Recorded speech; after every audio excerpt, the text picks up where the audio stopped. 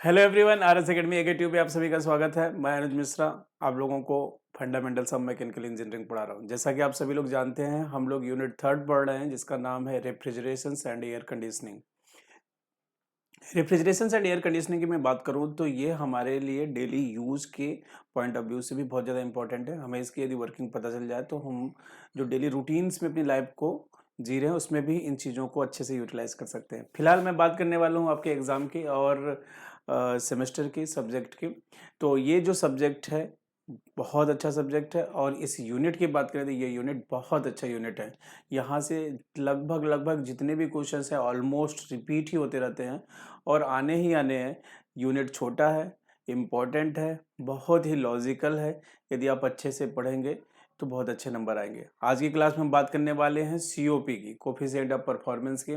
तो सीओपी एक ऐसा टॉपिक है रेफ्रिजरेशन एंड एयर कंडीशनिंग का जिसे हम बोलते हैं most important topic. Most important topic से मतलब क्या है, सीओपी पे न्यूमेरिकल हमें हर साल लगभग 7 नंबर में देखने को मिल जाता है जिसे हम बहुत ज़्यादा आसानी से कर सकते हैं, लेकिन नहीं कर पाते हैं। तो उसका रीज़न सिर्फ यही है कि हमारे कॉन्सेप्ट जो है बहुत अच्छे से क्लियर नहीं है।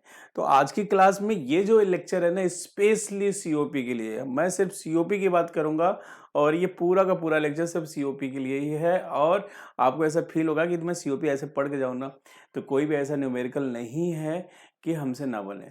तो चलिए आज की क्लास में स्टार्ट करता हूँ। सीओपी की हम बातें कर रहे हैं। परफॉर्मेंस परफॉर्मेंस में मैं बात करूँ तो परफॉर्मेंस जितने भी डिवाइस का परफॉर्मेंस है, चाहे वो पावर प्रोड्यूसिंग डिवाइस हो चाहे वो पावर एब्जॉर्बिंग डिवाइस हो, उन सभी के परफॉर्मेंस को मेजर किया जाता है। परफॉर्मेंस मेजर करने के लिए डिफरेंट डिफरेंट पैरामीटर यूज होते हैं। जो पावर प्रोड्यूसिंग डिवाइस है, पावर प्रोड्यूसिंग डिवाइस के लिए जो पैरामीटर यूज होता है उसे हम इफिशियंसी बोलते हैं। जो पावर एब्जॉर्बिंग डिवाइस है उनका पैरामीटर, जिस पैरामीटर की हेल्प से हम उसको परफॉर्मेंस मेजर करते हैं उससे हम क्या बोलेंगे, सीओपी। तो सबसे पहले मैं बात करता हूँ कितने तरह के डिवाइस होते हैं। तो मैंने कहा परफॉर्मेंस की हम बात करने वाले हैं पावर प्रोड्यूसिंग डिवाइस की। किसकी बात कर रहे हैं, पावर प्रोड्यूसिंग डिवाइस। जो पावर प्रोड्यूसिंग डिवाइस का परफॉर्मेंस है वो मेजर किया जाता है इन टर्म्स ऑफ इफिशियंसी। मैंने क्या लिखा, measured in terms of efficiency. Efficiency के टर्म में हम मेजर करते हैं, इफिशियंसी के टर्म में मेजर करते हैं। जबकि पावर एब्जॉर्बिंग डिवाइस का जो परफॉर्मेंस है, पावर एब्जॉर्बिंग डिवाइस का जो परफॉर्मेंस है उसे हम मेजर करेंगे इन टर्म्स ऑफ सीओपी। तो मैंने बोला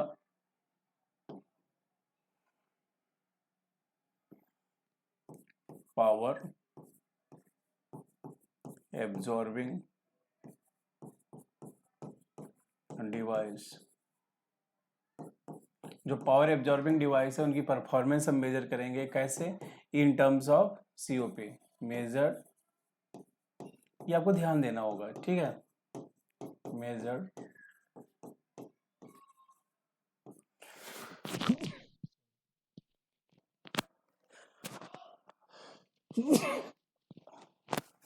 measured in terms of COP, COP के टर्म में हम मेजर करेंगे, ठीक है। तो आपने देखा कि सीओपी का मतलब क्या है, सीओपी का मतलब है कोफिशिएंट ऑफ परफॉर्मेंस। सीओपी का मतलब क्या है, कोफिशिएंट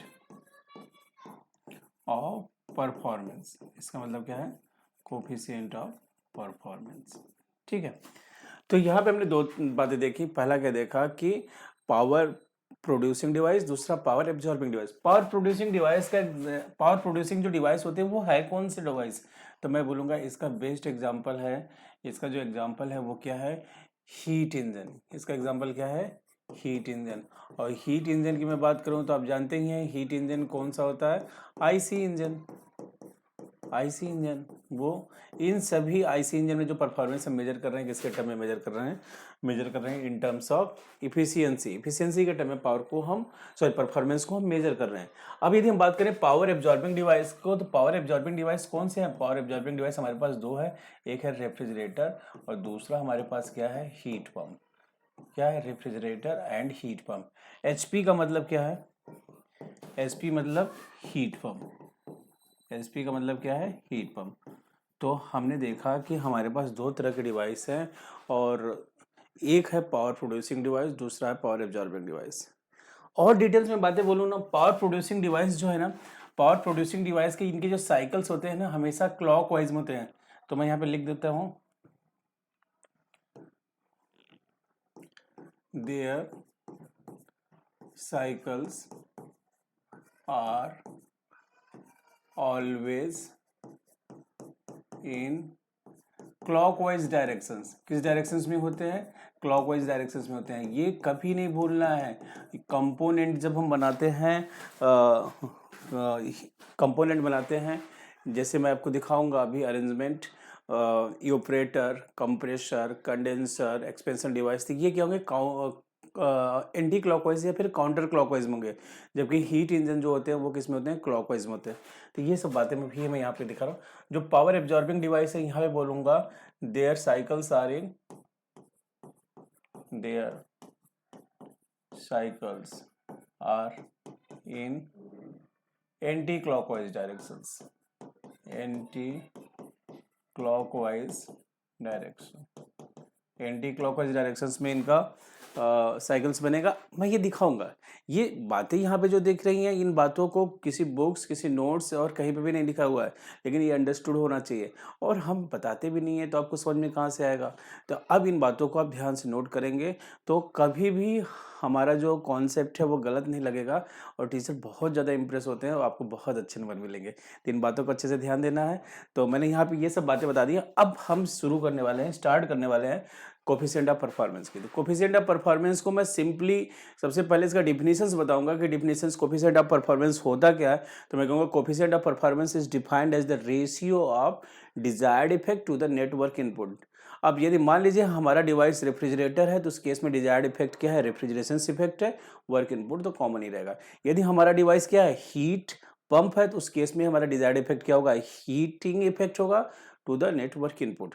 तो इसी तरह यदि हम इसको डिफाइन करना चाहें तो कोफिशिएंट ऑफ परफॉर्मेंस है, it is defined the ratio of desired effect to the net work input. ये इन दोनों का क्या है? रेशियो है। शॉर्टकट में आप लिखना चाहें तो लिख भी सकते हैं, COP is equal to desired effect upon net work input. ये हमारा क्या हो गया? सीओपी हो गया। ये क्या हो गया? सीओपी हो गया। ठीक है। अब देखिए, कभी कभी हम यहाँ पे वर्ड यूज करते हैं इफिशियंसी ऑफ रेफ्रिजरेटर। बिल्कुल भी नहीं। पावर प्रोड्यूसिंग डिवाइस का इफिशियंसी होता है, पावर एब्जॉर्बिंग डिवाइस का क्या होता है? मतलब सीओपी होता है। लेकिन परफॉर्मेंस दोनों के लिए कॉमन टर्म यूज है। तो ये बिल्कुल ध्यान से देखना आप। यहाँ पे मैंने क्या लिखा है? परफॉर्मेंस। क्या लिखा मैंने? Performance. Performance of refrigerator and heat pump is expressed in terms of COP. किसके टर्म में निकालेंगे? सीओपी। मतलब जो पावर एब्जॉर्बिंग डिवाइस है उनके परफॉर्मेंस को मेजर करने के लिए जो हम टर्म यूज करेंगे, जिनके टर्म में हम इनको एक्सप्रेस करना चाहते हैं, वो क्या कहलाएगा? सीओपी कहलाएगा। तो नेक्स्ट बात करें तो जो वैल्यू है सीओपी की जो वैल्यू आएगी वो हमेशा एक से ज़्यादा हो सकता है या फिर एक से ज़्यादा भी हो सकता है, कम भी हो सकता है, लेकिन इफिशियंसी की वैल्यू कभी भी एक से ज़्यादा नहीं हो सकती। यदि ए का 1 वैल्यू आ गई, 1 का मतलब है कि इफिशियंसी इज 100%। तो नेक्स्ट पॉइंट में मैंने लिखा the value of COP can be greater than unity. एक से ज़्यादा हो सकता है, और हीट पंप के केस में नॉर्मली एक या एक से ज़्यादा होता ही है।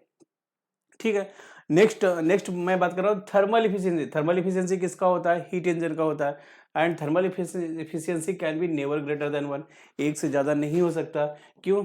क्योंकि यदि एक हो गया इसका मतलब क्या है? Efficiency is 100%। यदि वो इसकी वैल्यू 1 आ गई इसका मतलब इफिशियंसी कितना हो गया? 100%। तो हमने देखा कि सीओपी की वैल्यू एक से ज़्यादा हो सकती है, थर्मल इफिशियंसी की वैल्यू एक से ज़्यादा नहीं हो सकता। एक या फिर 1 जो वैल्यू है वो उसकी मैक्सिमम वैल्यू है जिस पे इफिशियंसी 100% हो सकता है। इसीलिए due to which performance of refrigerator and heat pump expressed by another term that is COP to avoid the oddity of having efficiency greater than unity. तो मतलब ये जो हमारा एक उलझन था जिसमें एक तो एक से ज़्यादा नहीं हो सकता, दूसरा एक से ज़्यादा हो सकता है। तो ये प्रॉब्लम सॉल्व करने के लिए हम दोनों का परफॉर्मेंस डिफरेंट टर्म में मेज़र करने लगे। इंजन जो है, पावर प्रोड्यूसिंग डिवाइस जो है, उनकी हम परफॉर्मेंस मेजर करते हैं इन टर्म्स ऑफ एफिशिएंसी। जो पावर एब्जॉर्बिंग डिवाइस हैं, जैसे हमारा रेफ्रिजरेटर हुआ, हीट पंप हुआ, इनकी परफॉर्मेंस को मेजर करते हैं in terms of COP. COP है क्या? COP is defined as the ratio of desired effect to the net work input. ठीक है, तो सीओपी जो है, जिस भी डिवाइस का सीओपी जितना ज़्यादा होगा उसका रनिंग कॉस्ट उतना कम होगा। तो इसका मतलब क्या हुआ? सीओपी जो है रनिंग कॉस्ट को रिप्रेजेंट करता है। COP represent the running cost of refrigerator and heat pump. Higher the value of COP, lower the running cost. जितना ज़्यादा सीओपी की वैल्यू हाई होगी उतना रनिंग कॉस्ट क्या होगा? कम होगा। तो ये कुछ बातें हैं, बहुत इंपॉर्टेंट है। सबसे बड़ी बात परफॉर्मेंस, ये ध्यान देना न भूलें। इफिशियंसी ऑफ रेफ्रिजरेटर नहीं लिखना में, परफॉर्मेंस ऑफ रेफ्रिजरेटर। ठीक है, फिर यहाँ पे due to which performance of refrigerator, यहाँ भी इफिशियंसी हम लिख देते हैं।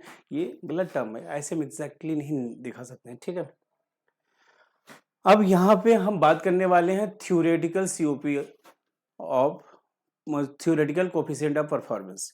थ्योरेटिकल एक्चुअली में है क्या?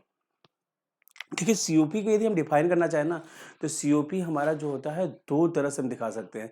एक थ्योरेटिकल सीओपी, दूसरा एक्चुअल सीओपी। तो यहाँ पे हमारा मेन हम दिखाना क्या चाह रहे हैं? Theoretical coefficient of performance. लेकिन यहाँ पे मैं सीओपी लिखूँ, क्या लिखूँ मैं? सीओपी लिखूँ। तो सीओपी को हम दो तरह से देख सकते हैं। कैसा देख सकते हैं? दो। पहला एक तो हमारा है एक्चुअल सीओपी। किसकी बात कर रहे हैं हम? Actual COP.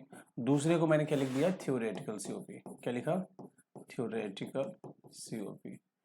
एक्चुअल सीओपी जो होता है ये मेजर किया जाता है, एक्चुअल सीओपी जो होता है मेजर किया जाता है इन टर्म्स ऑफ टेम्परेचर। तो मैं कहूँगा मेजर्ड या फिर एक्सप्रेस्ड, जो भी आप वर्ड यूज करिए। तो मैंने लिखा मेजर्ड, एक्चुअल सीओपी की बात कर रहे हैं तो measured in terms of heat, in terms of heat. Actual COP हमेशा हीट के टर्म में मेजर किया जाता है। जैसे फॉर एग्जांपल हम देखना चाहें, क्या देखना चाहें? हम लोग देखना चाहें सीओपी ऑफ रेफ्रिजरेटर। रेफ्रिजरेटर की सीओपी में देख रहा हूँ, तो ये क्या हो जाएगा? Desired effect upon net work input. Desired effect में देखूँ तो यहाँ पे क्या होगा? रेफ्रिजरेशन इफेक्ट होगा, नेटवर्क इनपुट। और रेफ्रिजरेशन इफेक्ट क्या होता है यहाँ पे? क्यूएल। और ये डब्ल्यू नेट आता है क्यूएच माइनस क्यूएल। तो ये हमारे पास क्या आ गया? COP of refrigerator. क्या आ गया? COP of refrigerator. Similarly COP of heat pump हम देखना चाहें तो सीओपी ऑफ हीट पंप क्या हो जाएगा? ये हो जाएगा desired effect upon net work input. ठीक है, और इसमें डिजायर्ड इफेक्ट होता क्या है? हीटिंग इफेक्ट होता है अपॉन डब्ल्यू नेट। और हीटिंग इफेक्ट क्या होगा? क्यू एच अपॉन डब्ल्यू की जो वैल्यू आती है वो कितनी आती है? Q H minus Q L. तो यहाँ पे हमने क्या देख लिया? COP of heat pump. तो ये कैसे सीओपी है? ये एक्चुअल सीओपी। एक्चुअल सीओपी हमेशा ऑलवेज, या फिर मेजर्ड की जगह मैं क्या लिख दूं? ऑलवेज लिख दिया। हमेशा मेजर किया जाता है किस में? Always measured in terms of heat. हमेशा हीट के टर्म में मेजर किया जाएगा। अब मैं बात कर रहा हूँ किसकी? थ्योरेटिकल सीओपी की। किसकी बात कर रहे हैं? Theoretical COP. थ्योरेटिकल सीओपी क्या होगा? मैंने इसको कहा always measured in terms of temperature. किसके टर्म में मेजर किया जाएगा? टेम्परेचर के टर्म में मेजर किया जाएगा। तो एग्जांपल के तौर पे यदि मैं बात करूं सीओपी ऑफ रेफ्रिजरेटर, तो सीओपी ऑफ रेफ्रिजरेटर क्या हो जाएगा? जानते हैं?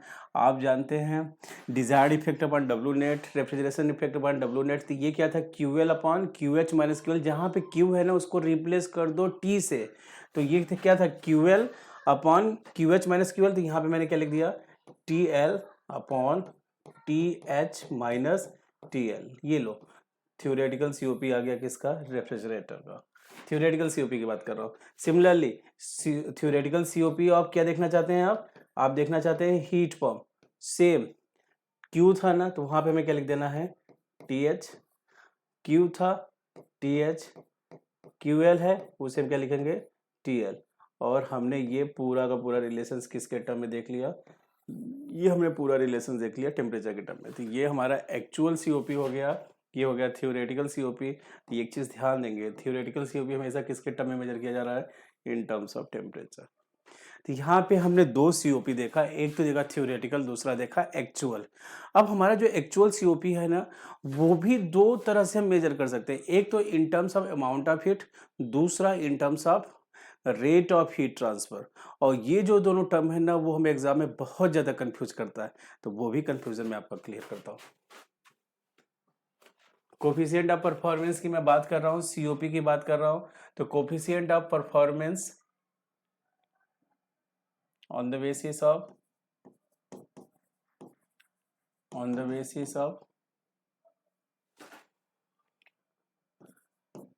एक्चुअल सीओपी, एक्चुअल सीओपी के बेस पे हम देखना चाहते हैं। तो अब देखिए हमारा जो सीओपी है ना, सीओपी को हम मेजर कर रहे हैं, दो एक्चुअल सीओपी, किसको हम मेजर करने वाले हैं, actual COP, actual COP.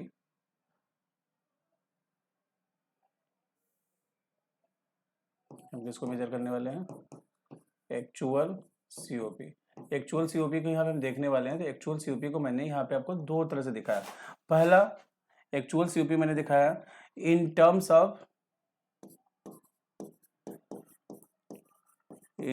Of amount of heat. किसके टर्म हम देखने वाले हैं, amount of heat. Amount of heat, इसमें अमाउंट ऑफ हीट की मैं यूनिट की बात करूँ ना, तो यहाँ पे जो यूनिट दिया गया होगा हीट का, वो या तो जूल होगा, क्या होगा, या तो जूल होगा, या फिर क्या होगा, या किलो जूल। इसके अलावा तीसरा यूनिट आज तक मैंने नहीं देखा किसी भी क्वेश्चंस में, ठीक है। तो यहाँ पे मैं यदि सीओपी ऑफ रेफ्रिजरेटर की बात करूँ, तो सीओपी ऑफ रेफ्रिजरेटर हो जाएगा, वो क्या हो जाएगा, Q L upon Q H minus Q L. और ये क्या हो गया रेफ्रिजरेटर का। दूसरा सीओपी ऑफ हीट पंप की मैं बात करूं, तो ये क्या हो जाएगा, Q H upon Q H minus Q L, ठीक है। तो ये हमने क्या देख दिया, एक्चुअल सीओपी देखा in terms of amount of heat. दूसरा in terms of rate of heat transfer, किसमें मैं बोल रहा हूं, in terms of rate of heat transfer, in terms of rate of heat transfer. Heat transfer के term में यदि हम इसे देखना चाहें, तो यहाँ पे जो यूनिट होगा ना, वो यूनिट क्या होगा, ये यूनिट आपको दिख सकता है किलो जूल पर सेकेंड, आपको ये यूनिट दिख सकता है किलो जूल पर मिनट, आपको यूनिट दिख सकता है किलो जूल पर आवर, आपको यूनिट दिख सकता है यही same joule per second, joule per minute और जूल पर आवर, ठीक है। तो ये सब यूनिट जो है रेट ऑफ हीट ट्रांसफर के टर्म में होगा। तो यहाँ पे यदि मैं बात करूँ किसकी, सीओपी ऑफ रेफ्रिजरेटर, तो सीओपी ऑफ रेफ्रिजरेटर यहाँ पे मैं लिख सकता हूँ क्यू एल डॉट, मतलब टाइम को दिखाने के लिए मैं डॉट टर्म का यूज करूंगा, Q L dot upon Q H dot minus Q L dot, या फिर Q L dot upon W net होता था ना, डब्लू नेट होता था, मैंने डब्लू नेट को डब्लू डॉट को डब्लू नेट कर दिया, या फिर the rate of doing work is known as power, इसको हम क्या लिख सकते हैं, पावर भी लिख सकते हैं। ये कोफिशिएंट ऑफ परफॉर्मेंस रेफ्रिजरेटर का हो गया। दूसरा यदि मैं किसकी बात करूँ, coefficient of performance of heat pump, तो ये क्या हो जाएगा, Q H dot upon Q H dot minus Q L dot equal to Q H dot upon W net. W net के ऊपर क्या लगाएंगे, डॉट, क्योंकि टाइम के रिस्पेक्ट में देख रहे हैं, तो ये क्या हो जाएगा हमारे पास, Q H dot upon power. तो ये हमारे पास हो गया कोफिशिएंट ऑफ परफॉर्मेंस किसके लिए, हीट पंप के लिए। अब मैं आपको दिखा रहा हूँ जो हम ब्लॉक डायग्राम बनाते थे, या फिर हमारे पास ये फ्लो चार्ट की तरह आप समझ सकते हैं, तो ये सब इसके लिए मैं बना रहा हूँ।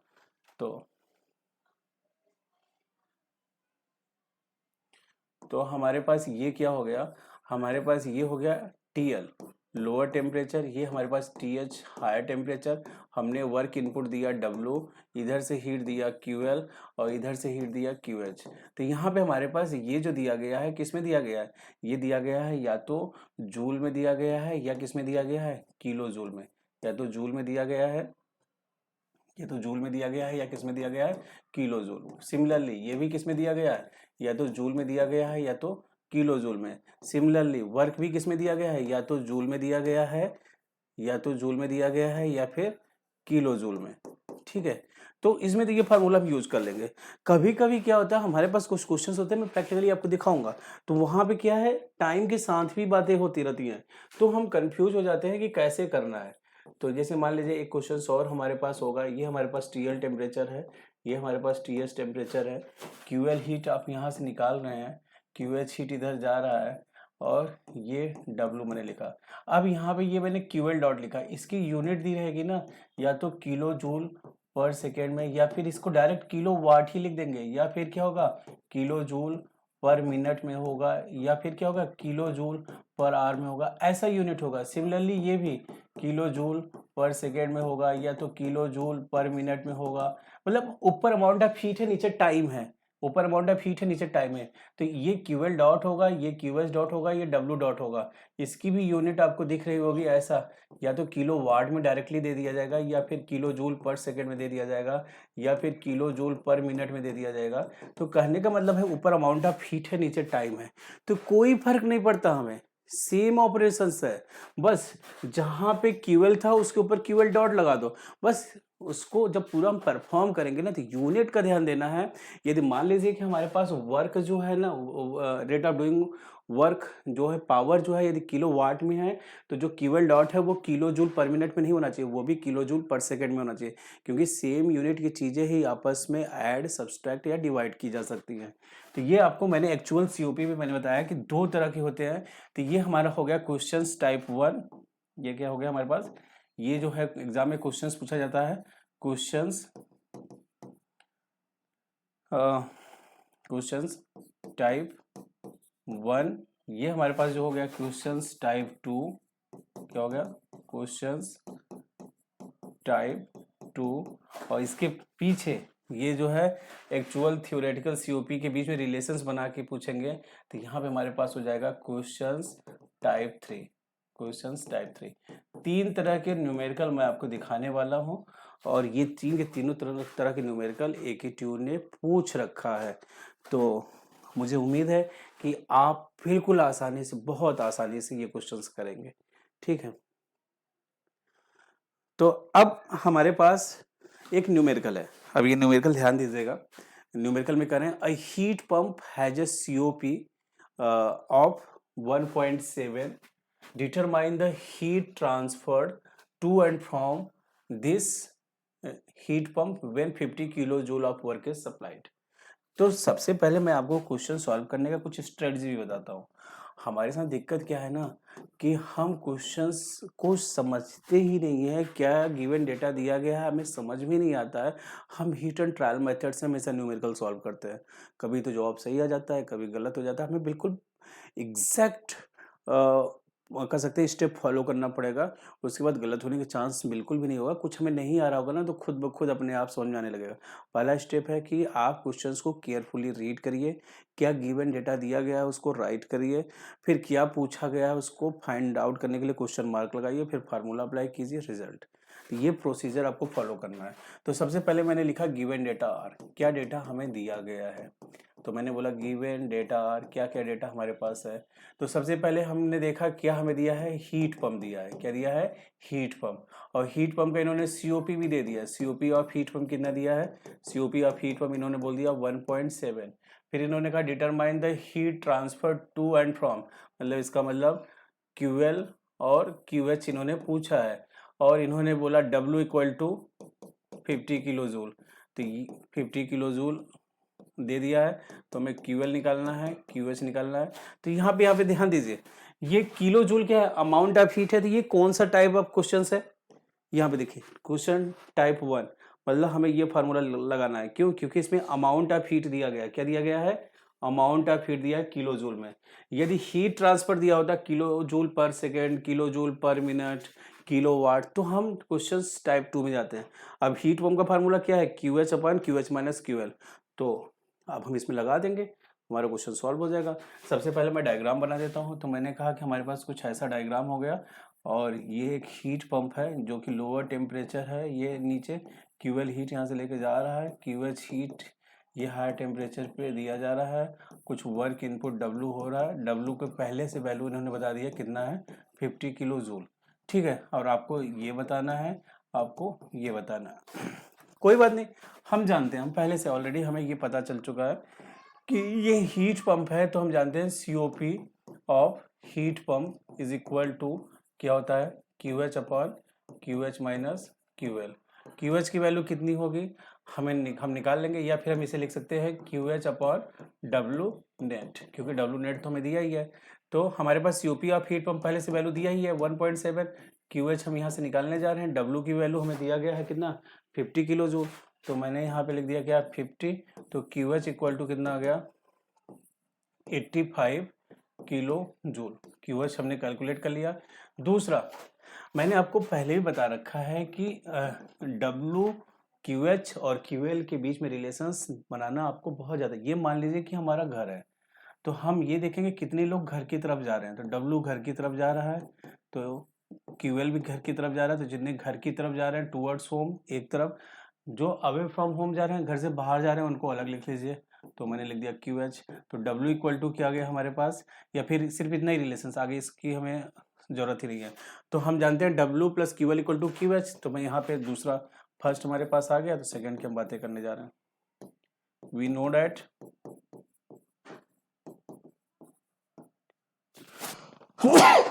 Sorry we know that W plus QL equal to क्या हो गया QH, और हमारे पास W की वैल्यू पहले से पता है कितनी है 50 किलो जूल, तो मैंने लिख दिया 50, QL हमें निकालना ही है, QH अभी हमारे पास आ गया 85, तो QL इक्वल टू क्या आ गया 85 माइनस 50 इक्वल टू कितना आ गया 35 किलो जूल। ये लोग QL भी हमने निकाल लिया। तो देखा आपने कितने आसानी से क्वेश्चन निकाल लिया, बच्चों वाले क्वेश्चंस होते हैं, बस हमें एग्जैक्ट इसका प्रोसेस पता हो, एग्जैक्ट तरीका पता हो, तो हम आसानी से क्वेश्चंस को सॉल्व कर लेंगे। तो ये आपने क्वेश्चंस, ये क्या है हमारे पास क्वेश्चंस, ये क्या था टाइप 1, ये क्वेश्चंस कैसा था टाइप 1। अब हम बात करने वाले हैं क्वेश्चंस टाइप 2 की। किसकी बात करने हैं, क्वेश्चंस टाइप 2 की। तो चलते हैं नेक्स्ट क्वेश्चंस की तरफ। नेक्स्ट क्वेश्चन में इन्होंने पूछा हमसे, food compartment of refrigerator is maintained eight 4 degree Celsius. तो हमारा प्रोसीजर अभी भी वही रहेगा, प्रोसीजर में कोई बदलाव नहीं होगा। TL इक्वल टू हमारे पास कितना है, TL इक्वल टू हमारे पास है 4 degree Celsius, removing heat at a rate of 360 kilo joule per minute, मतलब रिमूव कर रहा है, इसका मतलब क्या है QL डॉट दिया गया है। क्यों मैं QL डॉट लिख रहा हूँ, क्योंकि टाइम के रेस्पेक्ट में बातें कर रहा है, तो इसलिए मैंने क्या बोल दिया 360 किलो जूल पर मिनट। फिर इन्होंने कहा if the required power input to the refrigerator is 2 kilowatt, तो रिक्वायर्ड पावर मतलब W dot, the rate of doing work is known as power, तो ये कितना हो गया 2 किलोवाट। फिर उन्होंने कहा determine COP of refrigerator, COP of refrigerator हमें निकालना है, क्या है ये निकाल लेंगे। फिर दूसरा पूछा rate of heat rejections to the room, मतलब QH डॉट क्या होगा ये भी पूछ रहे हैं, तो ये हम निकाल लेंगे। तो अब क्वेश्चंस ये जो है इसको मैं यहाँ पे इसका फिगर बनाना चाहूँगा। फिगर बनाने में मैंने देखा कि हमारे पास एक रेफ्रिजरेटर है जो कि जिसका लोअर टेम्परेचर कितना है 4 डिग्री सेल्सियस, यहाँ से हीट निकाला जा रहा है टाइम के रिस्पेक्ट में, इसलिए मैंने क्या लिखा QL डॉट, ये कितना है 360 किलो जूल पर मिनट, क्या लिखा मैंने 360 किलो जूल पर मिनट, और ये वर्क इनपुट देंगे, लेकिन W डॉट लिख रहा हूँ उसको मैं पावर लिख रहा हूँ, पावर जो है वो कितना है 2 किलो वाट, और ये हाई टेम्परेचर पे हीट को रिजेक्ट कर रहा है। QH डॉट क्या है हमें निकालना ही है, ये रेफ्रिजरेटर है। इतना डेटा पहले से दिया गया था, मैंने लिख दिया। ये जो क्वेश्चन है ये टाइप 2 है, इसमें आप देखेंगे ये किसके टर्म में बात हो रही है, किलो जूल पर मिनट, ऊपर अमाउंट ऑफ हीट है नीचे टाइम है। दूसरा पावर जो है किलोवाट की, किलो जूल पर सेकेंड को क्या बोलते हैं किलोवाट, क्योंकि वाट जो होता है जूल पर सेकेंड। तो यहाँ पे आप देखेंगे ये हमारा जो है क्वेश्चंस ये टाइप 2 में आएगा, किस में आएगा टाइप 2 में। क्यों, क्योंकि यहाँ पे हमें क्या दिया गया है रेट ऑफ हीट ट्रांसफर, और यूनिट आपको kilo joule per minute, kilo joule per minute, kilo joule पर सेकंड, जैसे हम किलो वाट कर रहे हैं इसके टर्म में दिया गया है। तो ठीक है, यहाँ पे पावर आपको दिख रहा है किलो वाट के टर्म में दिया गया है। तो अब इस क्वेश्चंस को हम सॉल्व करेंगे। क्वेश्चन सॉल्व करने का तरीका वही है, सिर्फ टर्म थोड़े से चेंज हो गए, तरीका तो वही है। तो अब मैं क्या करूँगा, हमें सबसे पहले क्या निकालना है COP ऑफ रेफ्रिजरेटर निकालना है। तो मैंने लिखा COP of refrigerator. COP of refrigerator निकालने से पहले हमें ये देखना होगा, ये जो है 2 किलो वाट जो है ना, 2 किलो वाट का मतलब होता है 2 kilo joule per second, joule per second को वाट करते हैं, लेकिन ये किलो जूल पर मिनट है, तो इसको मैं यूनिट चेंज करूंगा, 360 किलो जूल। एक मिनट में कितने सेकेंड होते हैं? 60 सेकेंड होते हैं। तो ये इसे डिवाइड किया आपने, क्या हो गया 6, तो ये हो गया 6 किलो जूल पर सेकेंड, जिसे हम कहते हैं 6 किलो वाट। इसका मतलब क्यूएल डॉट हमारे पास कितना आ गया? क्यूएल डॉट को मैं यहाँ पे लिखूँ तो क्यूएल डॉट मैं लिख सकता हूँ, Q L dot equal to 6 kilo watt. कितना हो गया हमारे पास? 6 किलो वाट। क्यूएल डॉट मैंने, क्योंकि सेम यूनिट की चीज़ें ही आपस में ऐड और सब्सट्रैक्ट होती हैं, डिवाइड होती है। तो अब हमारे पास कोफिशिएंट ऑफ रेफ्रिजरेटर जो होता है टाइम के टर्म में, क्योंकि ये हमारे पास क्वेश्चन कैसा है, ये टाइप 2 का है, इसमें पूरा का पूरा जितनी भी यूनिट दी गई है सब amount of heat per unit time में दिया गया, इसलिए मैंने इसको टाइप 2 बोल दिया। तो coefficient of performance of refrigerator जो होगा वो क्या हो जाएगा? Q L dot upon W dot, और Q L dot upon W dot को हम क्या बोल देंगे? पावर। क्यूएल डॉट हमें दिया गया है 6 किलो वाट, पावर 2, तो हमारा सीओपी जो है वो 3 आ गया। तो सीओपी ऑफ रेफ्रिजरेटर कितना हो गया हमारे पास? 3। सीओपी की कोई यूनिट नहीं होती है, सीओपी की कोई यूनिट नहीं होती है, लगा मत देना किलोवाट, ठीक है। दूसरा हमें क्या निकालना है? हमें निकालना है क्यूएस डॉट। तो सेम वही, जितने अंदर जा रहे हैं एक तरफ, बाहर जा रहे हैं एक तरफ, तो हमने देखा we also know that, we also know that, हम जानते हैं, क्या जानते हैं? अंदर की तरफ क्या जा रहा है? डब्ल्यू डॉट, जिसे हम पावर भी बोलते हैं। अंदर की तरफ और क्या जा रहा है? QL dot. और बाहर की तरफ क्या जा रहा है? QS dot. डब्ल्यू डॉट को आप क्या बोल रहे हो? Power. Q L dot equal to Q S dot, ये हो गया 2, ये हो गया 6, ठीक है। क्यूएल डॉट हमें दिया ही है, और equal to Q H dot, तो हमारे पास Q H dot equal to कितना आ गया? 8 किलो वाट। तो आपने देखा कितने आसानी से हमने टाइप 2 क्वेश्चंस भी कर लिए। तो मेरा आपसे यही एक, मेरी तरफ से आपको यही एक सजेशन है कि ध्यान से पढ़िए, अच्छे से पढ़िए। सभी सब्जेक्ट आसान होते हैं, पढ़ने का तरीका हमारा इतना ज़्यादा रैंडम हो जाता है कि हमें लगने लगता है कि पढ़ाई बहुत ज़्यादा टफ है। तो आज की क्लास के लिए इतना ही, थैंक यू। आप इसे एक बार स्क्रीनशॉट लेना चाहते हैं तो ले लीजिए।